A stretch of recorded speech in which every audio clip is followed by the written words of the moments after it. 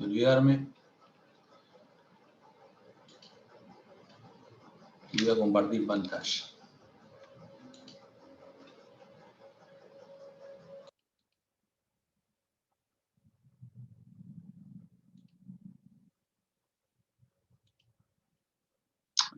Bueno, vamos a repasar un poquito las últimas diapositivas de la clase anterior, porque son bastante importantes.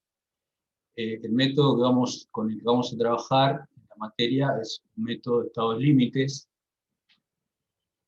que trabaja con factores de carga y factores de resistencia. Factores de carga mayorando las cargas y factores de resistencia minorando la resistencia nominal. Eso es lo básico, ¿no? Entonces tenemos una serie de criterios que los habíamos puesto acá. Los estados límites en realidad son dos. Está el estado límite resistente, que define las posibles fallas locales o globales, y que locales nos referimos a la sección, ¿no? A la sección transversal, y globales a la estructura, a un pórtico, por ejemplo.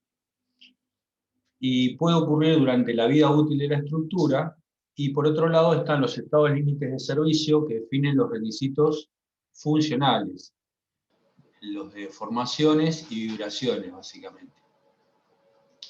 El estado límite resistente se basa en métodos probabilísticos, como vimos, hay dos variables aleatorias, una para las cargas y otra para las resistencias, y está calibrado con el ASD, que es el método anterior de tensiones admisibles, para una relación de carga viva a carga muerta de 3, en forma general.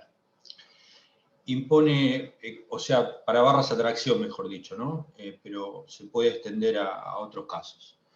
Impone valores del índice de confiabilidad beta de las conexiones mayores que para los miembros y mayor para las cargas de mayor duración que para las de menor duración, las cargas variables. El análisis estructural que está permitido, ahora nos vamos a meter un poco en esto, es el elástico, el inelástico o el plástico, considerando los efectos de segundo orden, que también lo vamos a ver ahora, imperfecciones geométricas inevitables. Imperfecciones geométricas inevitables puede ser curvatura de las piezas, falta de plomo de las columnas, y también las tensiones admisibles que no están acá, pero también influyen. Las resistencias nominales se obtienen de la especificación de acuerdo a las cargas de tracción, compresión, flexión, corte y torsión y las combinaciones posibles. En cada caso, como dijimos, se asigna un valor para el factor de resistencia phi menor que la unidad. Clasifica las secciones, el método LRFD clasifica las secciones según las esbelteces de sus elementos. A compresión como no esbeltas y esbeltas, o sea, hay dos, ahora lo vamos a ver, hay dos clases, y a flexión hay tres clases, que son compactas, no compactas y esbeltas. Vamos a ver las tablas. También clasifica las conexiones en simples, que permiten la rotación, y de momento, que pueden ser completamente restringidas y parcialmente restringidas de acuerdo al giro que permiten. Para los estados límites de servicio se utilizan las cargas de servicio según la Asociación de Ingenieros Civiles, en su versión 7, anexo B y comentarios. Los valores límites de formaciones en general los establece el cliente sin superar los criterios de la especificación en su capítulo L y comentarios. Bueno, eso es lo básico del LRFD. Y el método ASD de tensiones admisibles, que era el anterior, sencillamente establece ¿Alguien preguntó algo? Sencillamente establece una tensión admisible, dividiendo la tensión de fluencia por un coeficiente de seguridad, y trabajamos en régimen elástico las tensiones que sean menores que esa tensión admisible. Aquí, en el método ASD, lo importante es que no tenemos un análisis probabilístico y no tenemos una confiabilidad, por ende, una confiabilidad de acuerdo al tipo de falla, al tipo de elemento, como lo vimos en la LRFD. O sea que podemos decir que la LRFD es un método más afinado que la ASD. Y la ASD, la anterior, ¿no? El método más antiguo, mejor dicho, porque sigue en vigencia, trabaja con cargas en servicio. Fíjense que las cargas no están mayoradas. Bueno, habíamos visto un ejemplo, que no nos vamos a detener, de cómo se establecía esa relación de 3 entre carga viva y carga muerta. Y ahora vamos un poco a ver estas particularidades del diseño de estructuras metálicas, que son propiedades de las secciones metálicas, diseño de conexiones, redistribución de momentos en vigas, diseño por estabilidad, diseño para condiciones de servicio, para acumulación de agua, para fatiga, para condiciones de incendio y para efectos de la corrosión. Propiedades de las secciones metálicas. Bueno, acá tenemos secciones conformadas en frío, como ustedes ven, porque nos vamos a referir a la falla local. La falla local, o pandeo local, o abolladura, es todo lo mismo, se da sobre todo en este tipo de perfiles, que fíjense tienen un espesor uniforme y están conformados por rodillos en frío, aunque también hay que analizarlo en perfiles laminados. Los elementos de las secciones pueden ser atiesados o no atiesados. Los elementos atiesados son los que tienen otros elementos en sus dos bordes. Por ejemplo, si yo analizo el ala de esta C, vamos a activar el puntero, a ver si puedo. Ah, no, porque no estoy en vista.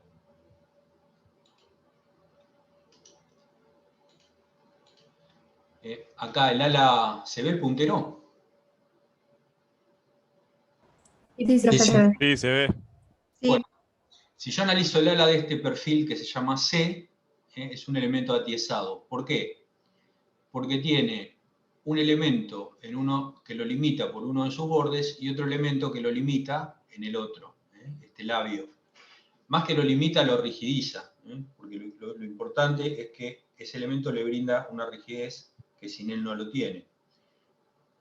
Acá tenemos, en caso contrario, este perfil U sería, esta ala del perfil U es no atiesado, porque solamente tiene un elemento que lo rigidiza en uno de sus lados. Asimismo, el alma esta es atiesada, porque tiene esta ala de un lado y esta ala del otro que la rigidizan. Entonces, acá podemos tener patín, es sinónimo de ala, ¿no? Ala y patín es lo mismo. Patín no atiesado, el ala no atiesada, esta, y un ala atiesada, con una carga a compresión.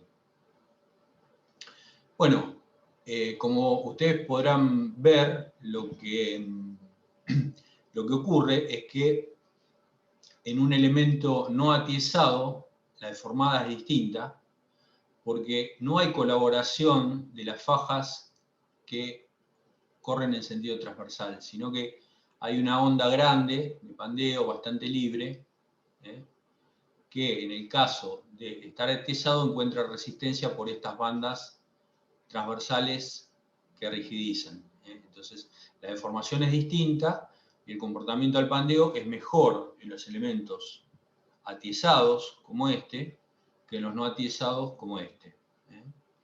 Por supuesto, la abolladura también se puede dar en una sección circular, pero bueno, en este caso es un caso bastante favorable, ¿no? Porque tiene bastante rigidización que se brinda a sí misma, ¿no? Bueno, entonces la capacidad de carga de placas comprimidas depende de la relación A sobre B, de esta relación de lados, depende del tipo de carga. Y depende del tipo de apoyo, como dijimos. Porque, por ejemplo, esta placa, que tiene las mismas dimensiones y la misma carga que la otra, va a tener distinta tensión crítica, un caso que el otro, porque en este caso no está apoyado este borde. Entonces el comportamiento es distinto. Bueno, la relación de lados A y B son las que influyen. Y la expresión de Timoshenko para una placa, la tensión crítica, es esta que está acá, pi cuadrado por E sobre 12, 1 menos mu cuadrado del coeficiente de Poisson, dividido B sobre T al cuadrado, por un coeficiente K que tiene en cuenta la relación de lados. B sobre T es, bueno, el lado menor y T es el espesor. Que se puede escribir reemplazando todas las constantes del material de esta manera, y si llamamos sigma E, sigma de Euler, a esto que está en el paréntesis, al cuadrado, podemos decir que la tensión crítica ideal es un K, que va a depender de la forma y de las condiciones de apoyo, por la tensión de Euler. Eso se grafica en este diagrama de acá, ¿cierto? Donde tenemos las relaciones L sobre B, y acá tenemos los coeficientes K de pandeo para las distintas condiciones.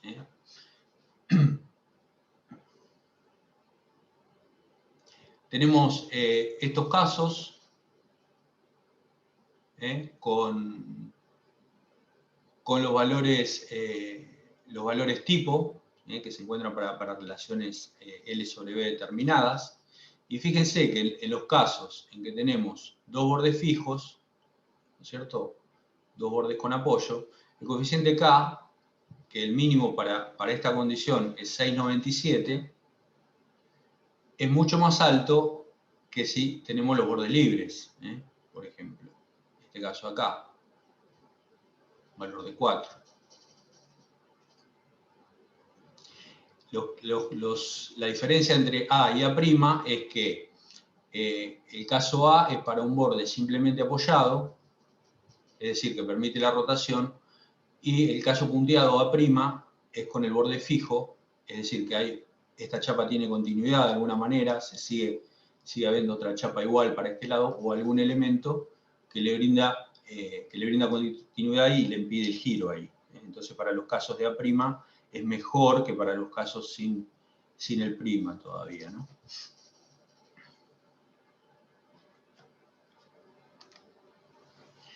Bueno, entonces, esto es lo que nos permite hablar de una resistencia post-pandeo en las placas.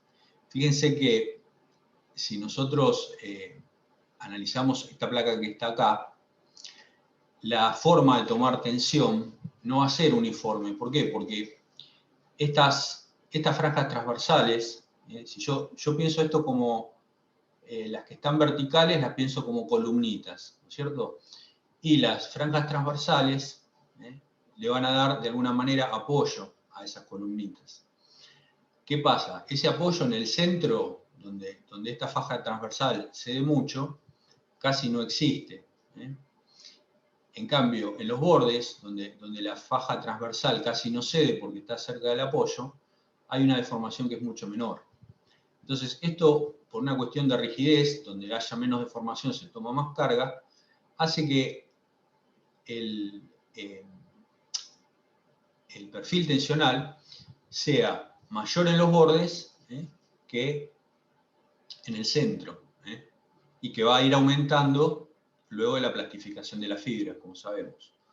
Entonces, si analizamos en un gráfico tensión de formación y vamos cargando una placa, va a llegar un momento que vamos a superar acá la tensión crítica para la fibra más solicitada. Pero se va a producir la plastificación y se va a seguir deformando, tomando carga como lo vimos, mayor en los bordes, hasta que va a alcanzar un límite plástico con una tensión que llamamos última. Y tenemos una resistencia post-pandeo, o posterior al pandeo, que es este margen que tenemos acá. Esta sería una placa esbelta, en este caso, es una placa esbelta que falla con una carga relativamente baja. Y tenemos, ¿qué pasa si tenemos una placa que es menos esbelta, que tiene un espesor mayor, una placa rígida? Bueno, la podemos cargar más, ¿no es cierto? Entonces, el límite, el F crítico va a estar más arriba, va a estar por acá, ¿eh? Y va a ocurrir un fenómeno similar, se van a ir plastificando las fibras y va a llegar a la rotura. Pero en este caso de una placa rígida, la resistencia post-pandeo, fíjense que es menor que en el caso de la placa esbelta.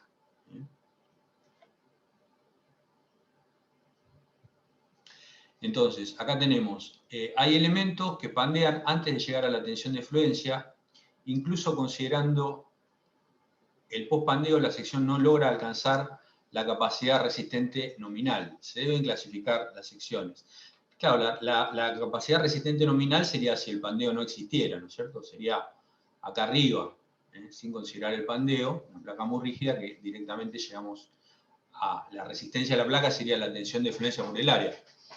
Entonces, acá nos dice que hay que considerar el pandeo y el post-pandeo en las placas. Y para eso hay que clasificar las secciones de acuerdo a su esbeltez, porque esto son formas de falla local en la sección. Entonces, ¿qué hace la LRFD? Bueno, la clasifica, como vimos para compresión, las va a clasificar en esbeltas y no esbeltas. En cambio, para flexión, el fenómeno es un poco distinto, porque se va produciendo la plastificación y el giro de la sección, ¿no? Entonces, en un comportamiento elástico de la sección, clase 4 llamamos, alcanza una fibra la tensión crítica de pandeo, el método de cálculo de esfuerzo de la estructura es elástico y la consideración de la resistencia última de la sección es elástica. Estas son secciones esbeltas.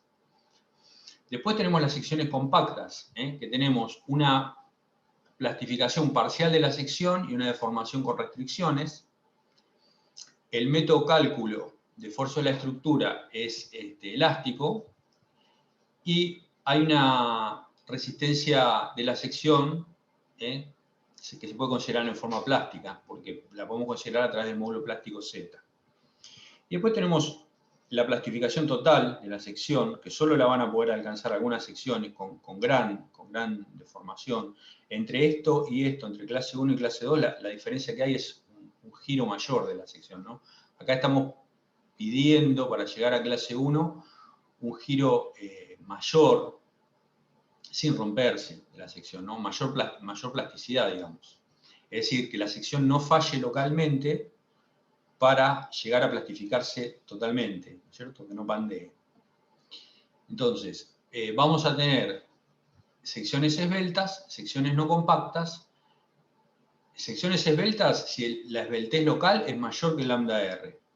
Secciones compactas, si la esbeltez local es menor que lambda P. En el medio vamos a tener secciones entre lambda P y lambda R, secciones que llamamos no compactas, que van a tener un comportamiento intermedio en la rotura. Y después tenemos un lambda PP, que esto es un grado adicional, que ahora lo vamos a ver para la plastificación, que se pide en algún tipo de estructuras. Acá está, esto está en Trolia. Una sección es compacta, fíjense, definición de sección compacta. Una sección es compacta si las alas están unidas en forma continua al alma o almas, y la relación ancho-espesor de sus elementos comprimidos, de todos los elementos, es decir, de las alas y de las almas, es menor o igual al límite lambda P. La sección compacta está capacitada para desarrollar el momento plástico sin que se produzca el pandeo local en ningún elemento comprimido de la sección. Tiene una capacidad de rotación de por lo menos 3 veces la rotación elástica. Es decir, si yo analizo la sección, yo en un punto voy a alcanzar la rotación elástica. La tengo que superar en el máximo. La rotación elástica es cuando se alcanza la fluencia en esa fibra, ¿no? Es correspondiente con la tensión de fluencia. Ahora, en la fibra extrema, para alcanzar el momento plástico, la tengo que superar en por lo menos 3 veces, para que podamos decir que la sección es compacta. Pero, fíjense que para estructuras de edificios, como yo les decía, en las que las solicitaciones requeridas se obtengan por análisis global plástico, y en aquellas secciones donde se ubican las rótulas plásticas, la relación de sus elementos comprimidos debe ser menor o igual a lambda pp, es más exigente todavía. Y la sección tiene una capacidad de rotación de por lo menos 7 veces la rotación elástica. O sea que este plano gira más y este EM-AEI es 7. En estructuras ubicadas en zonas de alta sismicidad para desarrollar una ductilidad de 3 a 5, la relación ancho-espesor de los elementos comprimidos de la sección también debe ser menor o igual a lambda pp en las secciones donde se desarrollan rótulas plásticas.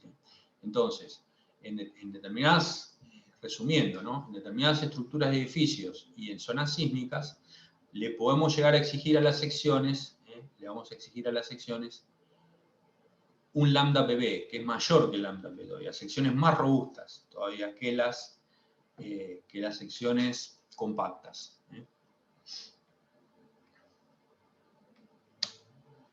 Bueno, en forma general, estas tablas que están son muy importantes, que están en la norma, son las tablas que establecen los límites de las secciones para el caso de compresión y para el caso de flexión, es decir, para los casos donde pueda haber pandeo local. Y son los límites que exigimos a una sección, si estamos hablando de compresión, para hablar de secciones esbeltas o no esbeltas. Entonces, hay un solo límite para compresión. Por ejemplo, acá en un apartado de la tabla, ¿no? Alas de perfiles laminados, planchas conectadas a perfiles laminados, alas de pares de ángulos conectados, alas de canales, que son secciones U, y alas de secciones T. La relación ancho-espesor es B sobre T. Fíjense que tienen que mirar acá los dibujitos, qué es B y qué es T, ¿no? Porque si es el ala, es la mitad del ala, B sobre T. Entonces, para cada caso tienen que es B sobre T, y este es el límite. Si la esbeltez es mayor que este valor, que depende del material y del coeficiente, estamos en una sección esbelta. Y si es menor, es una sección no esbelta, entonces le vamos a dar otro tratamiento. Bueno, acá están las almas, por ejemplo, de los distintos perfiles. Entonces, bueno, de acuerdo a que esté analizando yo, para compresión, voy a utilizar esta tabla, cubre todos los casos. Fíjense que no cubre los casos de las secciones conformadas en frío, porque esta norma, el RFD, no cubre esas secciones. Es la norma ICI la que las cubre. Por ejemplo, no está la C con el labio, acá, que veíamos de conformada en frío. O no está la Z, o no está la omega. Son secciones laminadas, básicamente, o secciones electrosoldadas. Y esta tabla es similar, pero es para flexión, es para analizar el pandeo local en flexión, y tiene dos límites. Como vimos, bueno, podemos tener también una tabla para el lambda pp, ¿no? Pero básicamente dos límites, que es el lambda p y el lambda r, que me separan. Menor que lambda p, compacto. Mayor que lambda r, esbelto. Y entre medio de los dos, entre medio de estos dos límites, tengo el caso de no compacto.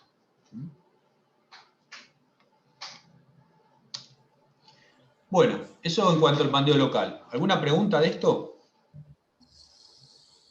Yo quería consultar algo de eso, profe.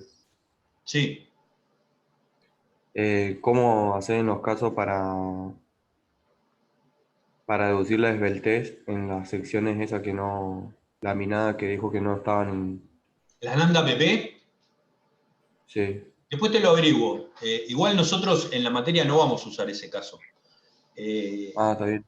Yo lo quería comentar porque me parece que es importante que lo sepan, porque por ahí lo encuentran, pero no vamos a hacer la clasificación de secciones, porque no vamos a entrar en el cálculo de edificios ni en el cálculo sísmico pidiendo una utilidad especial, ¿sí? Así que no las vamos a tratar esas secciones, pero por ahí yo quería que supieran, si ven lambda pp, ¿qué es eso, no? Es una plastificación mayor que lambda p que se aplica a algunos casos de cálculo o casos de sismo. Está bien. Es decir, no está en la tabla, pero se puede preguntar, ¿no? Porque, digamos, me gustaría que lo supieran. Diseño de conexiones.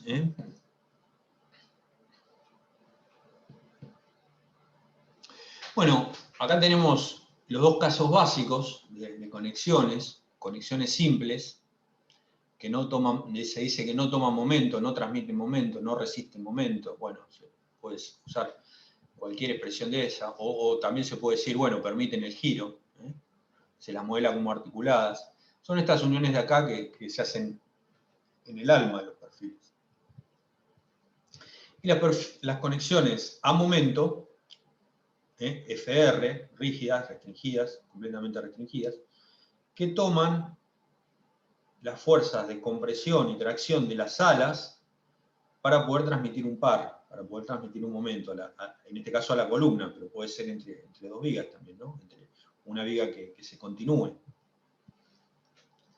Y después tenemos, en el medio hay un caso que son las conexiones parcialmente restringidas que transmiten algún grado de momento, que son estas de acá, algún grado de momento intermedio entre las simples y las restringidas. No son muy usadas, no las vamos a ver en la cátedra. Fíjense que esto se puede graficar en vez de tensión de formación, equivalente sería rotación-momento, ¿no? Es decir, las conexiones simples son las que permiten grandes rotaciones y el momento transmitido es muy pequeño, o en el cálculo se lo considera cero. Y para las conexiones rígidas, las FR, para una pequeña rotación tenemos un momento que se genera, un momento nominal, un momento, una restricción, debido a la restricción, un momento bastante alto, ¿no? Bueno, otro fenómeno que permite considerar la norma es la redistribución de los momentos en vigas, en vigas continuas. Se admite la... Una consulta de recién. ¿Sí? Las que son totalmente rígidas. Te da distinta la pregunta. Las vías que están soldadas, ¿cómo se consideran? Las vigas que están soldadas, si están soldadas en todo el perímetro, si están soldados en todo el perímetro, y si el resto de la... O sea, esto no es tampoco que vos te puedas quedar en la conexión y sin hacer más consideraciones, ¿no? Si está soldada en todo el perímetro y se cumplen algunos otros requisitos, se la puede considerar como a momento, ¿no? Una conexión de momento, una conexión que transmite momento.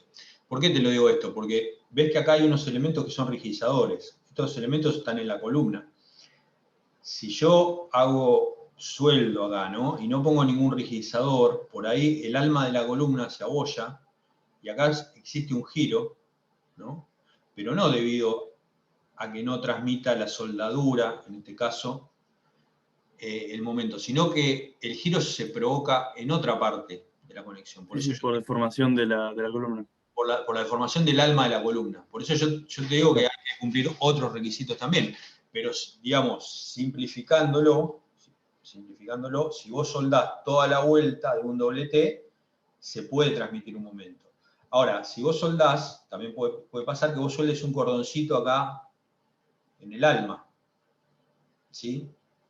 Eso sería lo equivalente a una conexión simple de estas. Entonces, la soldadura en sí no garantiza que sea un tipo de conexión, ¿sí? Depende cómo esté configurada la soldadura. Perfecto, gracias. Eso sí, si está bien configurada y si tiene todas las condiciones restantes de las que hablamos, una conexión soldada es más rígida que una conexión abulonada porque no hay juego en los bulones, como vamos a ver cuando veamos conexiones, ¿no? Ni formación de la placa, acá hay una placa intermedia, ¿no? Buenísimo. Está buena la pregunta. Bueno, Entonces, la redistribución de momentos en viga consiste en disminuir en una viga continua, en disminuir los momentos en los picos negativos sobre estos apoyos, ¿no? Que estos apoyos pueden ser otra viga, por ejemplo, ¿no? Otra viga suficientemente rígida. Y esa disminución puede ser de un décimo del momento que tenemos, ¿no? Pero eso sí, hay que incrementar en la misma proporción el momento positivo, porque en realidad es un corrimiento del momento. O sea que esto va a convenir si tenemos un momento negativo grande y un momento positivo, que en general se da en el primer tramo de la viga continua, que me permita hacer esa redistribución con ventaja, ¿no? También hay unas condiciones de arrastramiento acá, que no están mencionadas en la diapositiva, pero también hay que cumplirlas. Y hay algunos casos en que no se permite la redistribución a aceros con tensión de referencia mayores a 4.600 kilos, voladizos, diseños con uniones PR parcialmente restringidas, si hacemos cálculo con método inelástico, o si estamos con secciones no compactas o esbeltas. Bueno, diseño por estabilidad. Esto es el tema de las estructuras metálicas, de la estructura de acero, porque son secciones que nosotros las hacemos muy esbeltas, aprovechando la alta resistencia específica del acero, pero el precio que pagamos son los fenómenos de pandeo, de inestabilidad. Y gran parte de las normas, gran parte de lo que se estudia, tiene que ver con los problemas de inestabilidad. Entonces, ¿cuáles son los métodos de cálculo? Eso es algo que se ha ido produciendo en las normas, como que hay varios métodos de cálculo. Ahora, no hay un solo método de cálculo. Nosotros estamos en una materia semestral, que vemos ciertos contenidos, entonces vamos a ver un método de cálculo. Pero es muy importante que ustedes sepan que hay otros. ¿Por qué? Porque se está produciendo un cambio. Yo hoy pensaba, hay un método que es el método de análisis directo, que en las normas anteriores jugaba de suplente, estaba en el banco de los suplentes, digamos, ¿no? Si hacemos una analogía deportiva. Y ahora, y estaban de titular los métodos de la longitud efectiva, ¿no? Que son los que usamos. Pero ahora en la propuesta de norma CIRSOC y en la norma de la AISC versión 2016, se produjo un cambio. Entró el jugador que estaba de suplente, que es el método de análisis directo, entró de titular, y el método de la longitud efectiva fue un anexo, es decir, que pasó al banco de suplentes. Entonces, nosotros vamos a seguir viendo el método de longitud efectiva, que es el que tiene más tradición, es el que usamos, es el que nos permite abordar nuestros programas de cálculo con bastante simplicidad. Pero es muy importante que ustedes sepan que ya la norma 2016, el RFD y la propuesta que está en discusión, el CIRSOC 2017, hacen un énfasis especial en el método de diseño de análisis directo. En inglés es DAM, porque es direct primero, ¿no? Pero en español sería MAD. El método de la longitud efectiva, que es el que vamos a usar, es el que trabaja con los coeficientes K de pandeo. Los que están cursando la materia por segunda vez o ya la han cursado, ya saben todo el énfasis que hacemos en el cálculo de los K. Y para el método de análisis directo el K vale 1, o sea, se lo sacan de encima el tema de los K. Pero, bueno, incorporan un montón de otras cuestiones para poder hacer eso. Entonces, el método de la longitud efectiva, que es el que vamos a usar, del que les voy a hablar ahora, se puede encarar en un método de análisis de primer orden bajo ciertas condiciones. Básicamente que no haya grandes esbelteces en las columnas.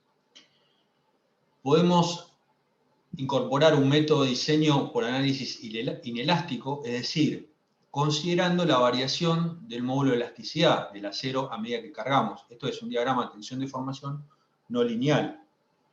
¿Qué pasa? En las estructuras hiperestáticas, como ustedes sabrán, la distribución de solicitaciones depende de las rigideces, y el módulo E forma parte de las rigideces, ¿no? Por ejemplo, la rigidez flexional es EI sobre J, ¿no es cierto? Entonces, ¿qué pasa? Si, como nosotros estamos viendo, a medida que cargamos la estructura, el acero varía su módulo de elasticidad en un análisis inelástico, por varias razones, que las van a ir viendo a lo largo de la materia, pero ya podemos decir una, la plastificación, podemos decir otra, las tensiones residuales. Eso hace que un método de análisis inelástico alcance mayor exactitud, bien manejado. Y incluso tenemos otro método que es el método plástico, que es, si es un hiperestático, se pueden formar rótulas plásticas, ¿no es cierto? Y pasamos a disminuir la hiperestaticidad, pero para que se formen rótulas plásticas tenemos que llegar a niveles de esbelteces de la sección bajos, es decir, que tenemos que tener en cuenta el lambda pp del que hablamos recién. Entonces, esto, en los nuevos métodos, ya interviene en el cálculo de solicitaciones, por ejemplo, la variación del módulo de elasticidad. Bueno, los requisitos generales para el análisis de la estabilidad son considerar las deformaciones por flexión corticoaxil, considerar los efectos de segundo orden, P delta grande y P delta chica. Fíjense que acá tienen un gráfico. El P delta grande, si yo tomo una barra, ¿no? Una barra está entre dos nodos, ¿no? Si yo tomo esa barra, el nodo superior va a tener un desplazamiento delta grande, y debido a ese desplazamiento delta grande, acá, en la base, se va a generar un momento adicional, P por delta, que si yo no tengo en cuenta esa deformación, la estructura deformada, me lo estoy comiendo, digamos, ¿cierto?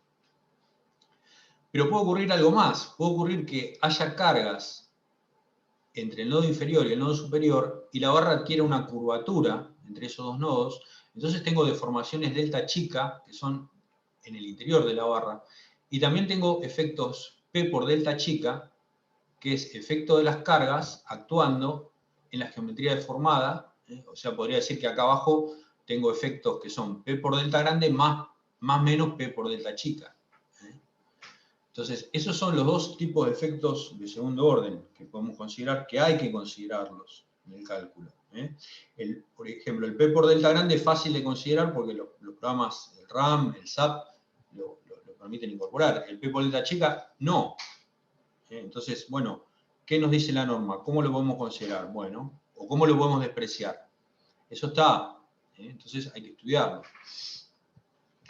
Considerar imperfecciones geométricas mínimas, hay tolerancias, las estructuras pueden tener fueras de plomo dentro de las tolerancias, y eso hay que considerarlo. O curvaturas de las piezas, no solo fuera de plomo, ¿no? Esta curvatura puede estar en la pieza sin cargas, y estar dentro de las tolerancias, pero aún estar, aún así estar. Considerar reducciones de la rigidez debido al comportamiento inelástico, como dijimos, un diagrama tensión de formación no lineal, y también considerar las incerteces de rigideces y resistencias. Los niveles de carga a considerar son, como ya vimos, del método LRFD, combinaciones mayoradas, y del método ASD, combinaciones de servicio. Entonces tenemos algo como esto. Tenemos un análisis que podemos hacer de la estructura. Primero tenemos una estructura, ¿no? Tenemos un pórtico, un marco, como se lo llama, porque todo esto que estamos hablando es en una estructura hiperestática, en la generalidad de los casos. Entonces tenemos una carga en los nodos que es W, y una carga horizontal que es alfa por W, y un desplazamiento de los nodos que llamamos delta. Acá deberíamos poner delta mayúscula, ¿no? Porque está delta minúscula, pero en realidad venimos usando delta mayúscula para el desplazamiento del nodo. Entonces, si yo considero un primer orden elástico, voy a tener un análisis muy grosero. La respuesta real de la estructura está por acá abajo. Si yo considero un análisis elástico, bueno, eso me permite afinarlo muy poco. Pero lo puedo mejorar y aproximarme más ya si considero el primer orden inelástico, es decir, un diagrama de tensiones de formaciones no lineal. Después podemos tener segundo orden elástico también, ¿no? Considerar los efectos de segundo orden que dijimos, y la mayor exactitud respecto de la respuesta real la vamos a tener en una consideración de segundo orden, efectos de segundo orden, P delta grande y P delta chica, y un comportamiento del material inelástico. Hacia esto se aproxima el método de análisis directo y las nuevas normas en general, a considerar estas cuestiones que nos alejan de un material ideal y de una estructura teórica. Bueno, si quieren hacemos una pausa de 5 minutos y después vemos el método este de análisis directo.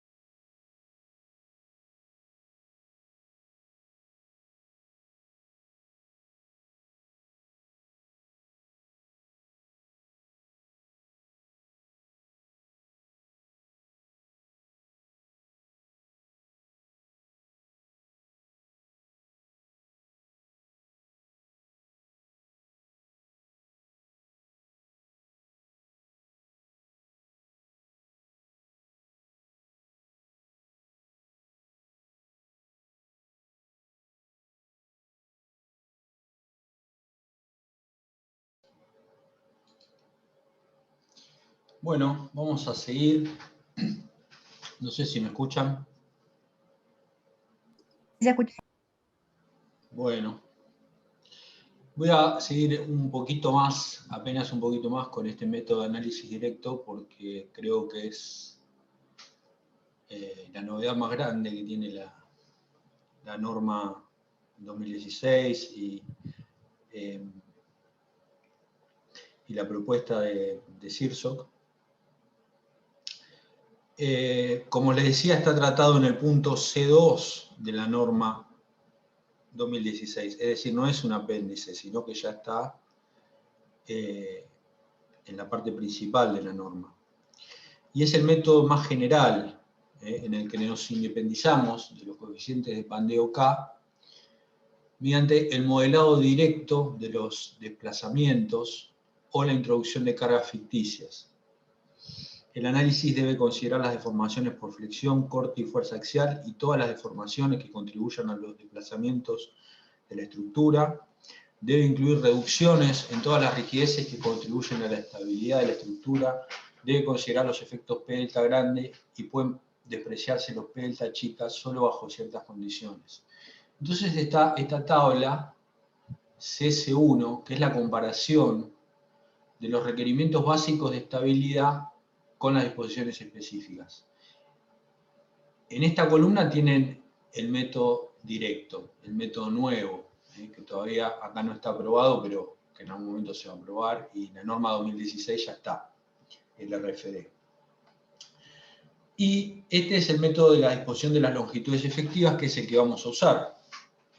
Entonces, por ejemplo, considerar todas las deformaciones, el método DAM considera todas las deformaciones.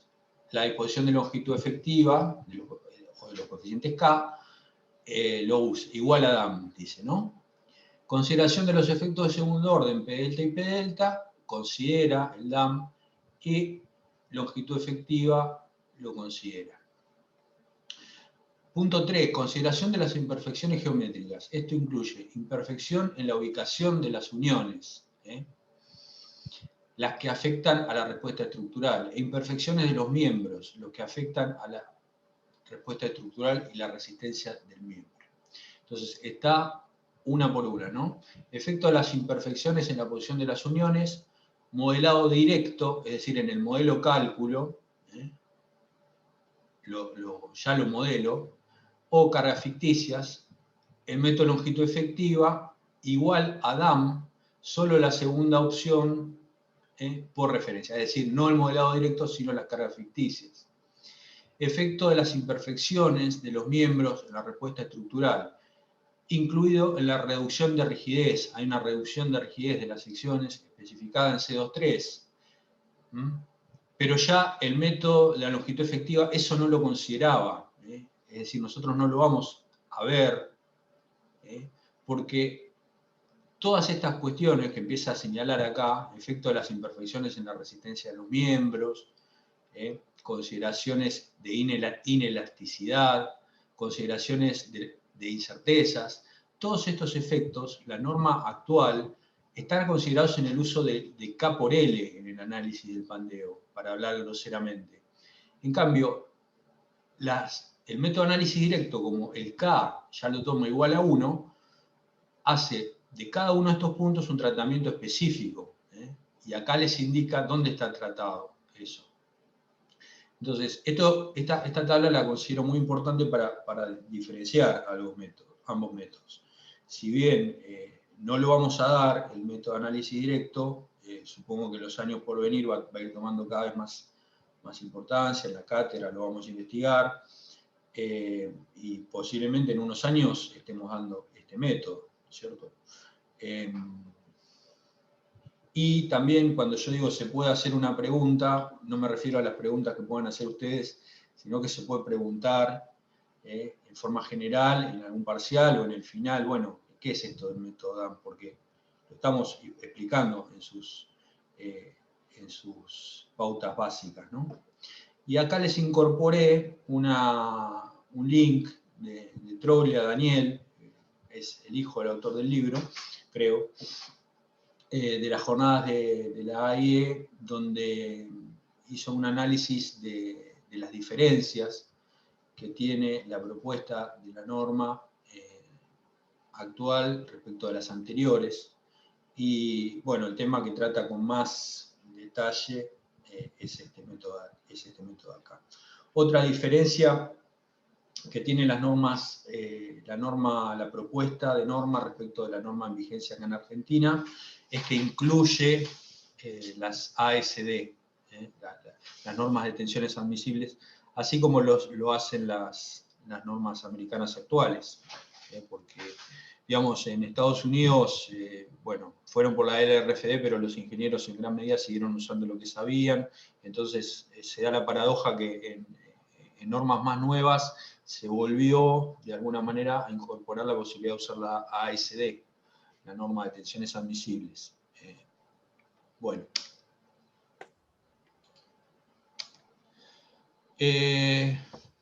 Bueno, esto es lo que les dije de la propuesta de Trolia, las jornadas.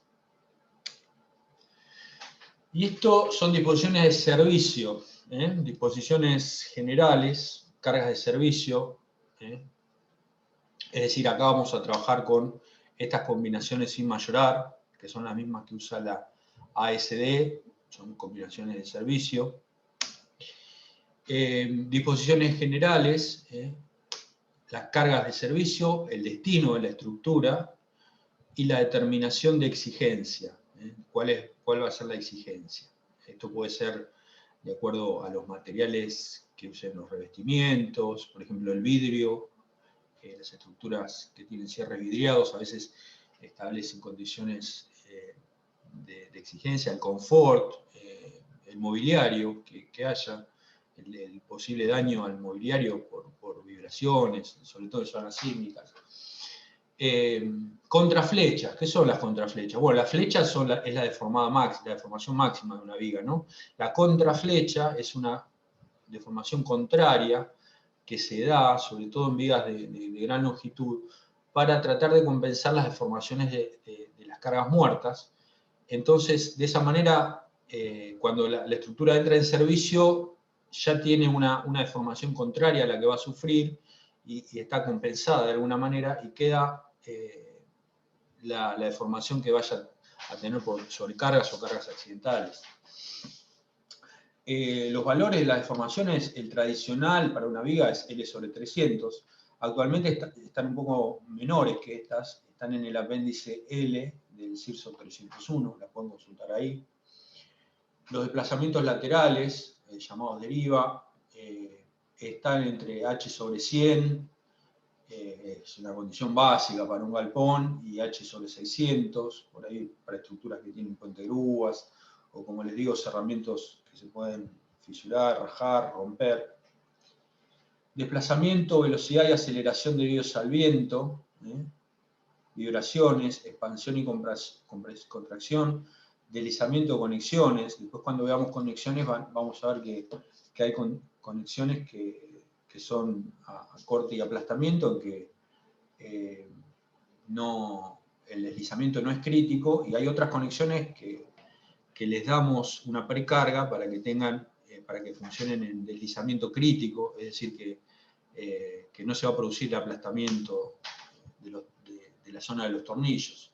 Acá, bueno, hay un edificio en Taipei, se llama Taipei 101, tiene 106 plantas, lo que pasa es que hay 5 que están hacia abajo, en subsuelo, y esta estructura lo que tiene es que tiene un amortiguador en la zona superior, que está colgado, como ven acá, para compensar, de alguna manera, para intervenir en el periodo natural de vibración de la estructura y reducir las oscilaciones.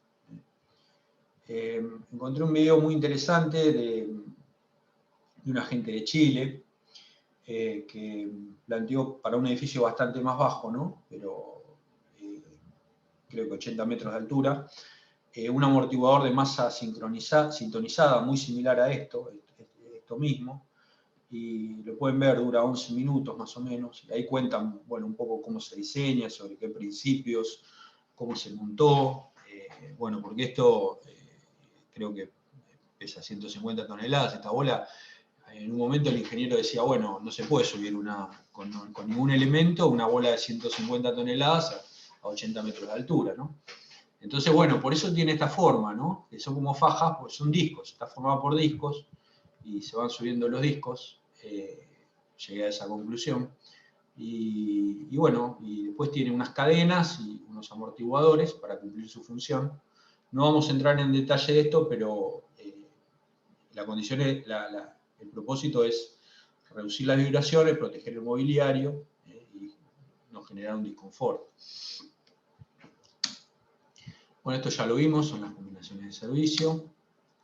Otro fenómeno es el diseño para acumulación de agua, se llama distintos nombres, ¿no? En inglés es ponding, después lo pueden encontrar como encharcamiento, emposamiento. Se da en grandes cubiertas con pendientes menores al 2%, formadas por sistemas de vigas. Acá ustedes ven que hay un sistema de vigas principales, ¿sí? Y un sistema de vigas secundarios o un sistema de correas. ¿Qué pasa? Cuando tenemos pendientes muy chicas, empieza a llover y el agua no se alcanza a escurrir con la suficiente velocidad, entonces la estructura se deforma. Al deformarse junta más agua, se genera más peso, se deforma más. Entonces ese fenómeno puede que no llegue a una convergencia, sino que podemos terminar con toda el agua de forma abrupta colapsando la estructura, ¿no es cierto? Porque supera las cargas previstas. Entonces, bueno, en casos de estructura, tengan en cuenta que en chapa engrafada, tipo bandeja, podemos llegar a pendientes, acá dice el 2%, pero podemos llegar al 1% también, ¿no? Son estructuras prácticamente planas. Entonces hay que hacer ese análisis, que la cubierta no sea tan deformable como para que se formen charcos, y sobre todo que haya un fenómeno de no convergencia de esos pozos que se forman, ¿no? Entonces, bueno, acá hay en la norma 2016, esto es un anexo, está en el McCormack también, en el apéndice E, pero está en unidades inglesas. Entonces, dice, el diseño simplificado para el emposamiento, da unas fórmulas, ¿no? El sistema de techo debe ser considerado estable para emposamiento y no es necesaria mayor investigación si se cumplen las siguientes dos condiciones, ¿no? CP más 0,9 menor de 0,25 e ID mayor que 25 S cuarta, por esa la menos 6, ¿no? Bueno, esto no sé si será la fórmula métrica. Sí, esto debe ser la fórmula métrica. Después lo pueden revisar, ¿no? Está en la norma, en un apéndice, no me acuerdo cuál es. Entonces, acá da los parámetros, cómo calcular los parámetros. Nosotros tenemos un sistema, como dijimos, columnas, 4 columnas. Este es un ejemplo que está en el McCormack, de vigas principales, 2 vigas principales, y todas estas vigas secundarias que van llegando a las columnas y a las vigas principales, ¿cierto? Entonces, las vigas principales tienen una longitud que se llama LP y una inercia que se llama IP, y las vigas secundarias tienen una longitud LS y una inercia que llamamos IS. Entonces, con esos valores podemos calcular todos estos parámetros que están acá y ver si cumplen estas condiciones con las cuales nos libramos en un análisis simplificado del encharcamiento. Bueno, ahora vamos a ver un poco algunas construcciones de aceros típicas. Estas son las vigas de alma llena. La altura de las vigas en general es la luz sobre 20, la luz sobre 30, dependiendo si son continuas o no. Las continuas las podemos hacer más rebajadas porque no forman tanto.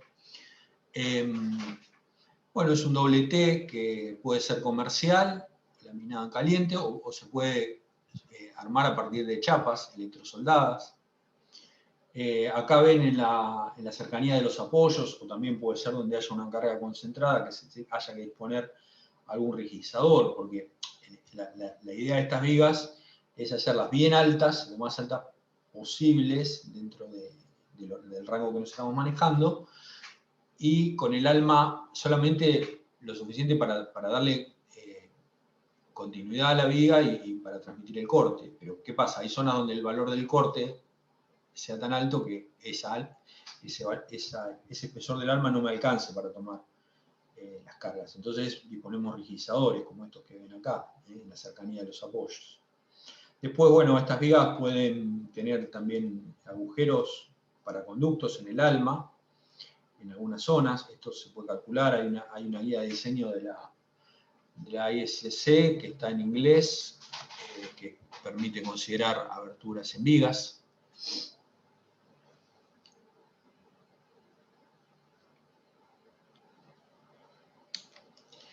Estas son vigas alveolares, se las llama, ya no son tan usadas.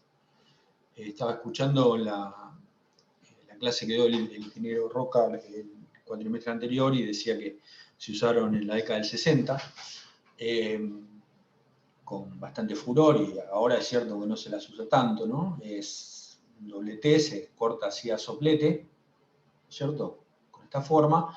Y después ya hace un desfasaje, entonces el mismo perfil permite una inercia mayor y un aligeramiento, porque quitamos esta parte de material, entonces hay que soldar acá. Bueno, pueden gustar o no gustar, ahora se ven un poco antiguas. Ya vamos a ver ahora una estructura más nueva que usa esta idea. Vigas de celosía o reticuladas. Acá vemos un sistema de vigas principales y secundarias, ¿no? Estas vigas principales y estas vigas secundarias. En general, unas vigas llegan sobre las otras y le transmiten carga en los lugares donde hay montantes. Son estructuras muy, muy tradicionales. Fíjense los montantes, estos son los montantes verticales y las diagonales con presillas. Ya lo veremos cuando estemos con presión.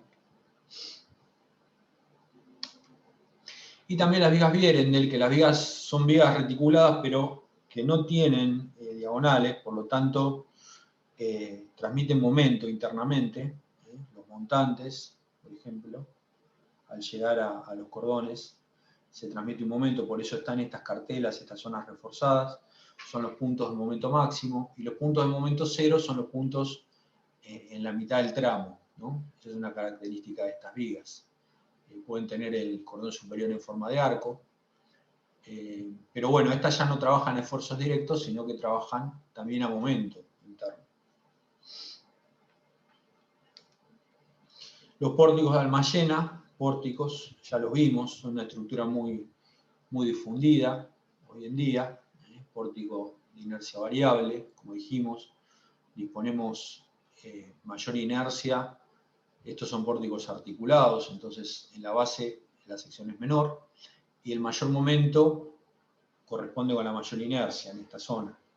También podría ser, si la luz es muy grande, que haya otra zona de momento importante acá en el centro de la luz, entonces en esos casos van a ver que también aumenta la inercia acá. Y acá es una variación continua, pero puede ser que haya una zona recta y una variación más aguda en una zona. Bueno, se puede jugar con todas las variantes. Acá tienen el mismo criterio aplicado a un sistema de viga principal de alma llena, que es esta que se ve acá, y una viga secundaria, que es más finita, que es esta que va en sentido horizontal, y fíjense que tiene mayor inercia acá en la zona donde apoya. Bueno, un momento negativo podríamos pensar ahí, ¿no? En cambio, la viga principal es de inercia constante, pero también puede ser variable. Bueno, acá no hay, hay amplia libertad para el proyectista, ¿no? Y estas son las estructuras reticuladas. Fíjense que esbelta. Se logra gran economía en algunos casos con esto.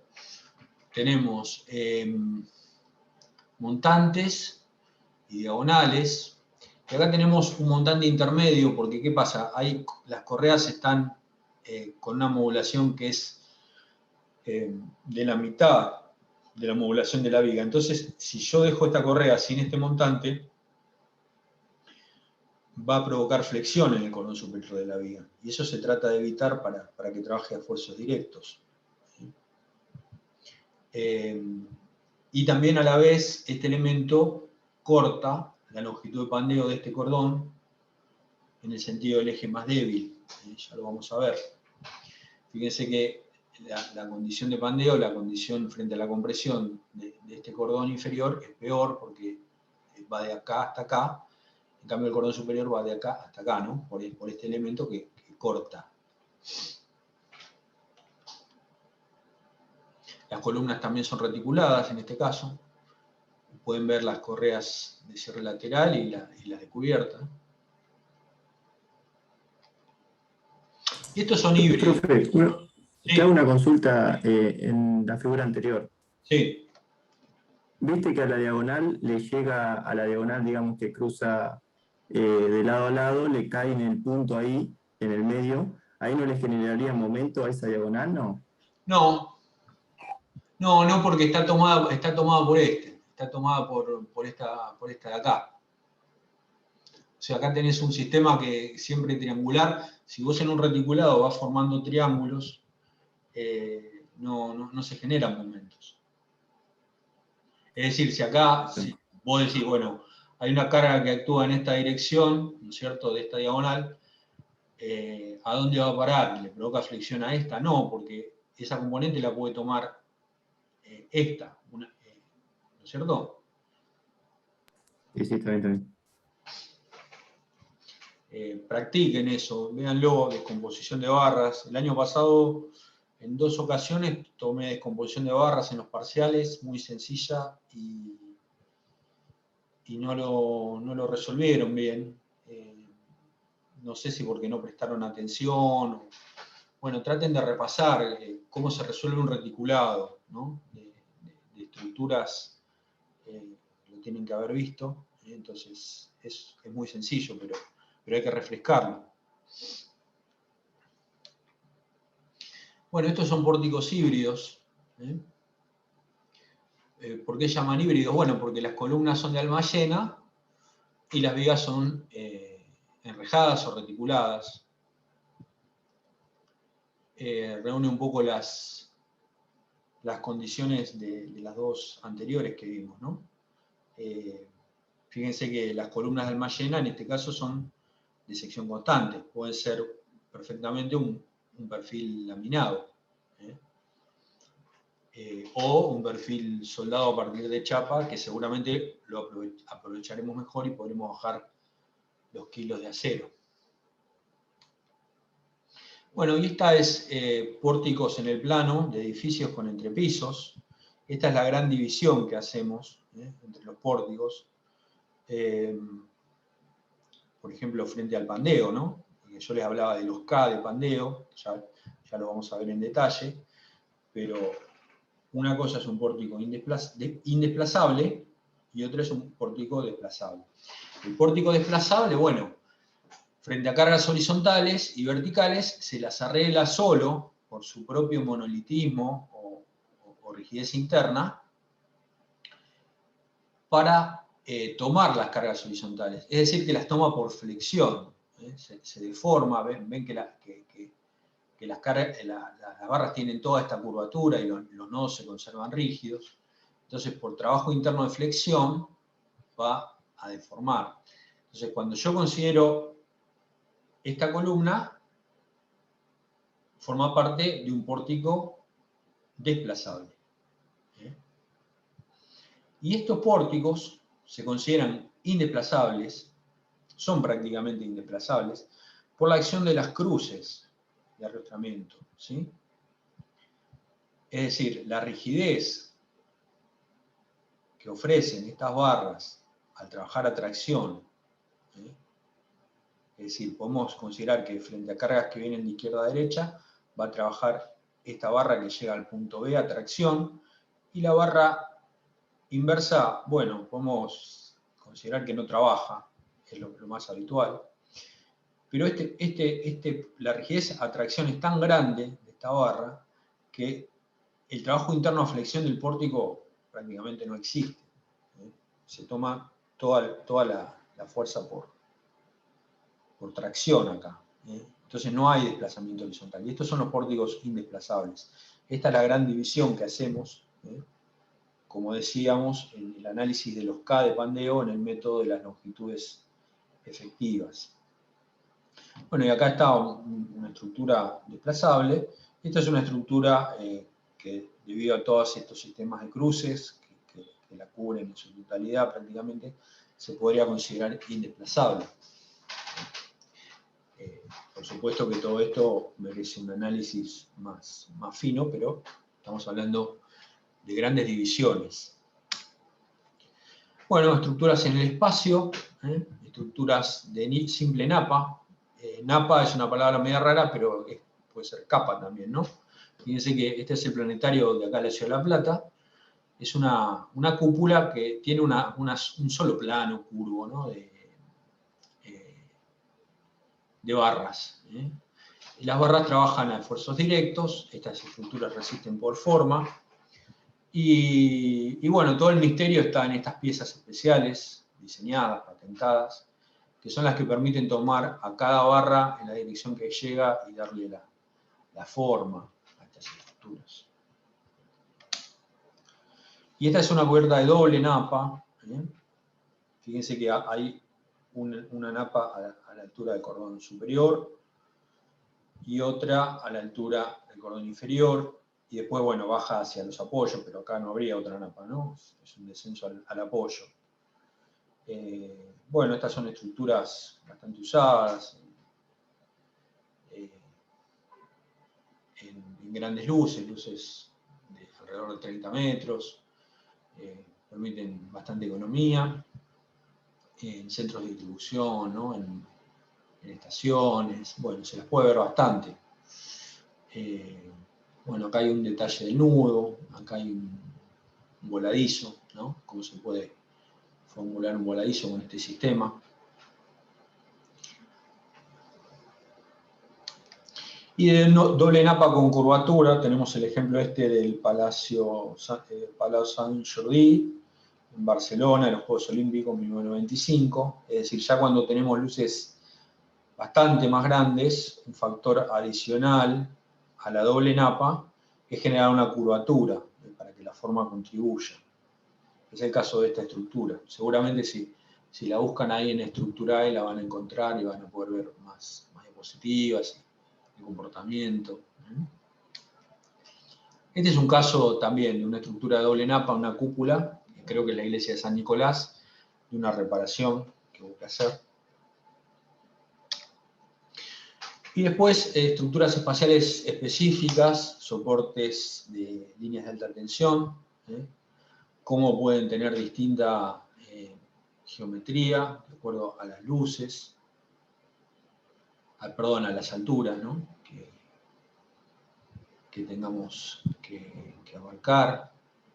Es una estructura que tiene que tener una simplicidad de montaje porque la montamos en lugares que son páramos, ¿no? Que no hay nada ahí, entonces el montaje es simple, se hace a mano, entonces son un montón de piecitas galvanizadas, como decíamos la otra vez, que se abulonan y se hace un montaje simple. Y bueno, por ahí en zonas más urbanas o en zonas podemos tener este otro tipo de estructuras, pero también por ahí se fabrica casi totalmente en un taller y se monta, ¿no?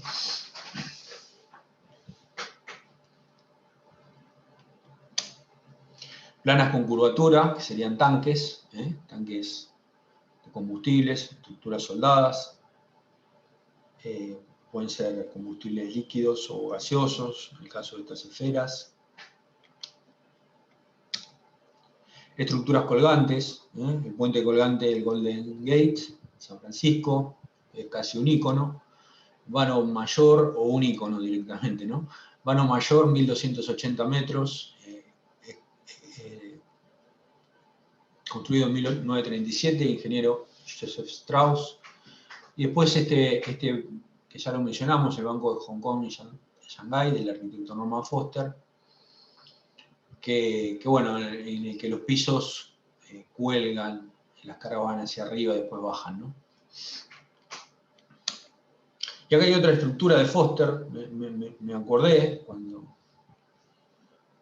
lo vi, que esta es en un centro de distribución Renault, en Francia, es una estructura atensorada, se llama edificio Spectrum, el centro Renault, de 1982, un arquitecto muy, muy conocido, tiene una malla de 24 por 24, es decir, las columnas están separadas 24 metros, la altura libre 7 metros y medio, tiene estos tensores que van a parar, van a parar a anclajes que supongo deben ser bastante grandes al piso, y que según leí permiten reducir las longitudes de pandeo de las columnas, que como ven son bastante, para la altura que tienen, bueno, son circulares y bastante esbeltas, ¿no? La cubierta es una membrana continua de PVC con paneles de vidrio en las zonas de mástiles, y tiene esta idea alveolar de la que hablábamos antes, de restar área en las zonas donde no la necesitamos del alma, acá parecido a las estructuras alveolares, pero circular, hecha con pantógrafo. Esto lo pueden ver acá en este archivo que les puse acá, y se pueden enterar más detalles de esta estructura tan interesante. Más estructuras atensoradas, Puente El Alamillo de Sevilla, Santiago Calatrava. Bueno, ya uno la ve y ya sabe que es de Calatrava, ¿no? Tiene estos tensores. Y después acá, bueno, tenemos una torre, se está construyendo. Fíjense que el montaje es con los operarios ahí, un poco lo que les decía, a mano, elementos muy simples, livianos. Y también puede haber torres atensoradas. Y por último, estructuras especiales, que se van un poco de estas clasificaciones que venimos haciendo, como es el Museo Guggenheim en Bilbao, que ya se lo mostré en clases anteriores, el estadio en China, hecho para los Juegos Olímpicos, y esta torre de Sumango en China también me parece, terminada y en etapa de montaje. Fíjense, bueno, todo esto se puede hacer con estructuras de acero. Y creo que esta es la última, ¿sí? Así que hemos terminado. No sé si hay preguntas.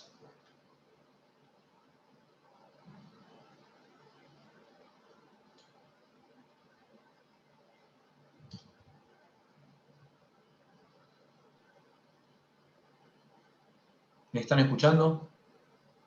Sí, se escucha, Carlos, ¿cómo andás? ¿Qué tal? Profe, yo tengo una consulta. Sí, En las estructuras que mostraste que transportan cableado, ¿en qué varía la altura o la forma de las mismas? Porque hay como 8 variantes. sí, las variantes son de acuerdo a la altura, básicamente, ¿no? Es decir, a mayor altura, mayores son las cargas. Ahí tenés cargas de los cables y tenés cargas de viento sobre la estructura y sobre el equipamiento. El año pasado, no sé si está Ignacio presente, que es ayudante alumno. Bueno, con él hicimos una estructura de estas, y fue un trabajo muy bueno. Y está considerado en la norma, las cargas en la norma 306.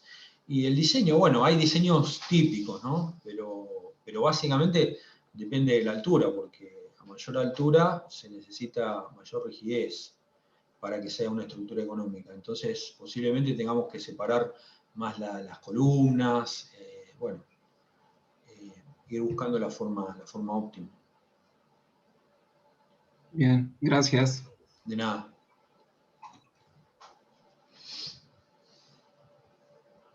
¿Alguna otra pregunta?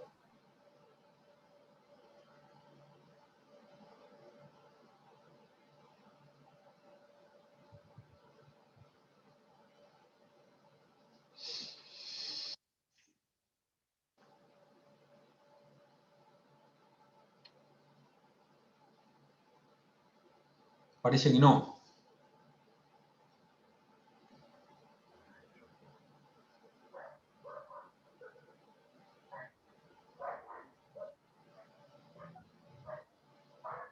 Bueno. Carlos, hoy estaba previsto, o sea, está previsto el trabajo práctico 1. Yo ya ahí, ya está, digamos, en el Moodle, para que lo puedan ver, descargar, lo mismo en la página. Y les dejé el link con la explicación en YouTube. Así que bueno, invito a los chicos que para la clase que viene ya empiecen a mirar el video y a resolver el integrador que tiene el trabajo práctico 1 que tiene fecha de vencimiento el 2 de abril, ¿sí? Si Vale. mal no recuerdo.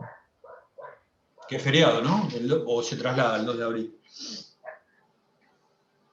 No, es feriado, pero bueno, igual Claro, igual se puede vence. entregar el Sí. primero. Bárbaro. No. Son 15 días más o menos, me parece. Sí. Es lo habitual, 15 días. Mi consejo es que no se duerman con eso porque después ya vienen el trabajo 2, el 3, el 4 y el 4 como que los damos bastante seguido y se les juntan si no. ¿Sí? Entonces por ahí mejor tenerlo resuelto rápido y ya ni bien esté el trabajo práctico 2, cuando vos des la teoría de compresión, poder encararlo enseguida. Sí. Y la próxima vamos a dar tracción. Y sí, en el TP1 vean bien Steiner porque después se usa mucho soldadura también y por ahí cuesta si no lo practican. Ahora, en el ejercicio 1 de las propiedades geométricas, el otro día me consultaba un alumno si lo hacían con tabla o tenían que calcularlo. Yo le dije que podían utilizar el recurso que quisieran, pero que era muy común que en los exámenes apareciera algún perfil y que tuviesen que calcular alguna propiedad. Así que lo mejor es tener por lo menos repasado y a mano las fórmulas. Exacto.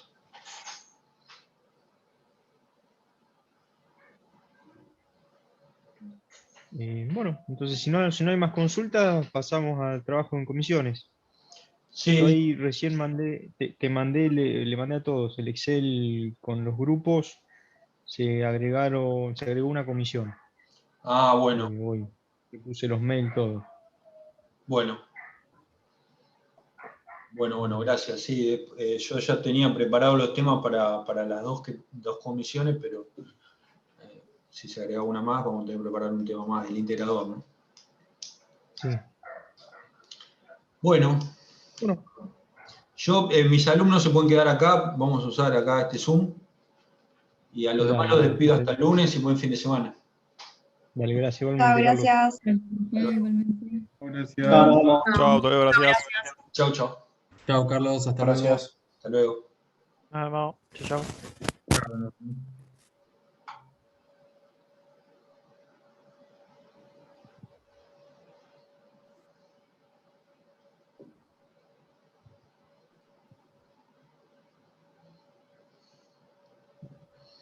Bueno.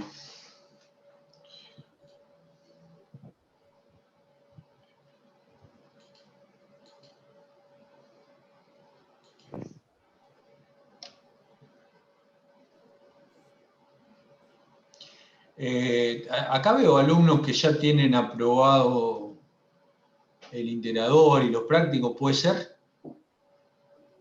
Álvarez, Verguela, Sí, o Carlos. de memoria lo estoy diciendo, ¿eh? Sí, Carlos. Buenas tardes. ¿Cómo les va? ¿Todo bien? Todo bien. Me alegro. Bueno, No, ustedes, yo entraba, sí. decime.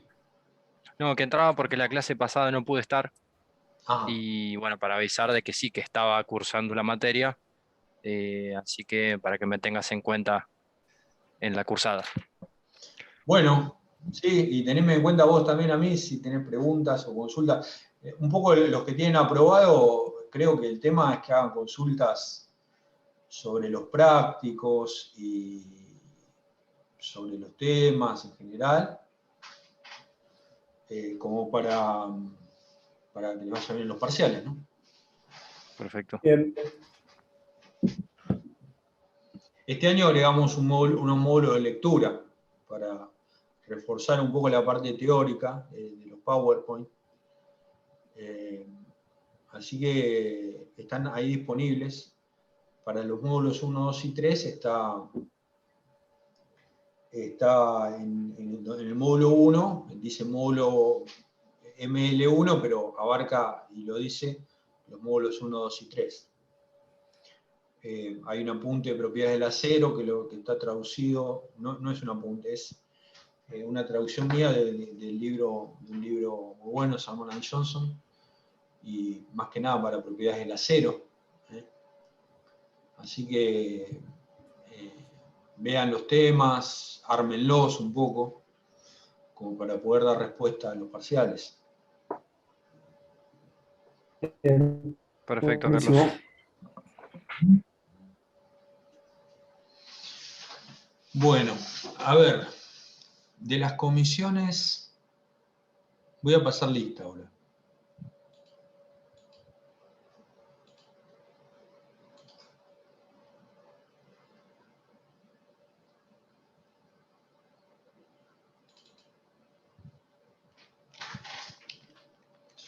Tengo la comisión 33, Musasa Caleb ¿está? Sí, sí, profe. Bueno, dígame presente, por favor. Porque, Kremer Germán. Presente. Nagore Manuel. Presente. Pereira Gabriel Agustín. Presente. De la comisión 34, Barros Cuenca Andrea. Presente. Si están en condiciones de activar las cámaras, si están, por favor enciéndanlas, así nos conocemos, porque es virtual, pero no anónimo, digamos, ¿no? Los que puedan, si no, los demás la próxima. Maulén. Presente. Sí, a vos ya te vi. Rodríguez Antonella. ¿No está? No la vi, profe, tuvo que salir hoy. Ah, bueno, pero es conocida tuya. Sí, sí. Bueno, y Rolón sos vos, ya te conozco. Bien, vamos a ver. Maulén y Rolón cursaron conmigo ya el año pasado. No sé qué pasó, que en un momento desaparecieron. Desaparecimos. Aflojamos. Bueno, yo le voy a compartir por acá un archivo que tiene los datos. Están los de otra comisión más, que es la comisión nueva. Me parece que éramos nosotros que no teníamos comisión, que le habíamos mandado el mail Eran ustedes. Bueno, después me fijo, cualquier cosa, el lunes nos ponemos... Claro, porque yo ahora vi el PDF que habían subido y tenías una sola comisión, digamos, con alumnos. Bueno, ahora tenemos dos. Mejor si tenemos dos, porque va a servir el archivo que armamos con Ignacio. Ignacio es, para quienes no se lo presenté, Ignacio Caracoche es ayudante alumno y va a estar trabajando con las comisiones mías y de él, ¿no? Bueno, con las comisiones nuestras, digamos, durante este cuatrimestre. Así que por ahí, bueno, está en el Moodle. Yo hoy agregué tu mail, Ignacio. Estás como, podés ver todo ahí lo que, fijate, pues, podés ver todo lo que transcurre en el Moodle. Y los alumnos pueden sacar el mail, si no tenés problema, Ignacio, de ahí, para comunicarse con él y conmigo, ¿no? Por cualquier No hay ningún problema, cualquier cosa manda. cuestión. Bueno, entonces yo ahora les voy a poner acá en el chat de adjunto, si me deja.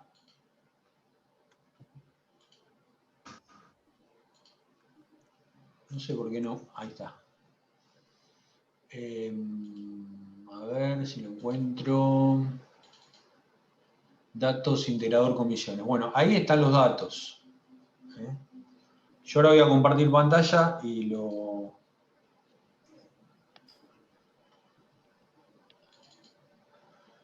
repasamos.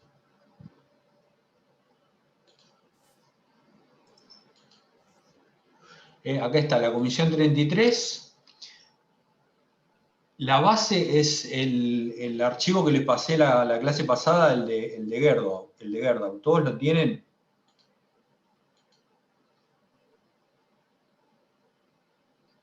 Si no, ahora lo ponemos de vuelta. Que tiene una serie de naves ya estandarizadas con un predimensionado. Acá le hemos agregado alguna carga, como para que el trabajo sea un poquito más interesante, pero van a tener que verificar el predimensionado que está ahí.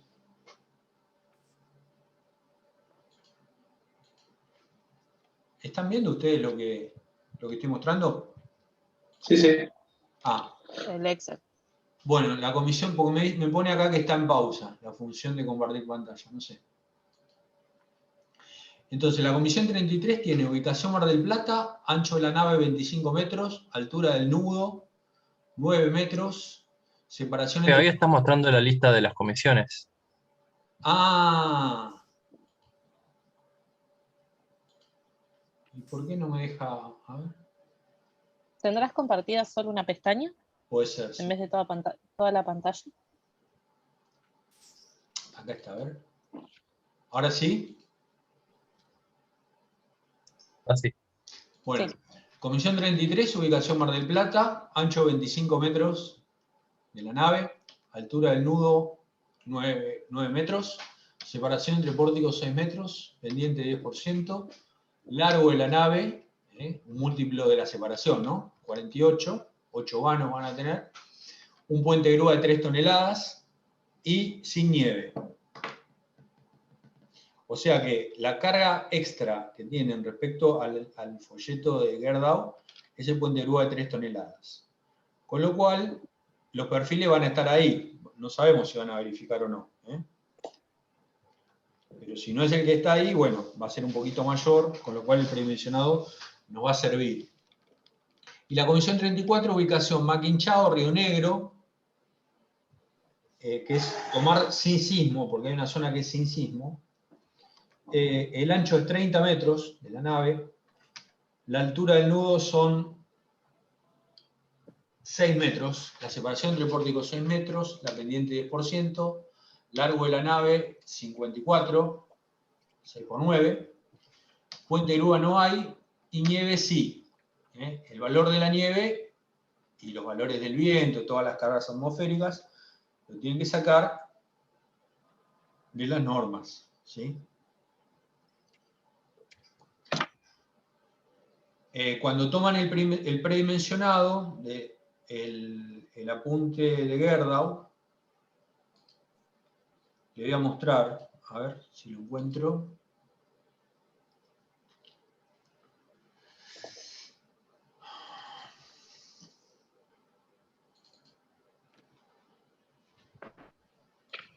Voy a volver a compartir. Ya voy a dejar de grabar.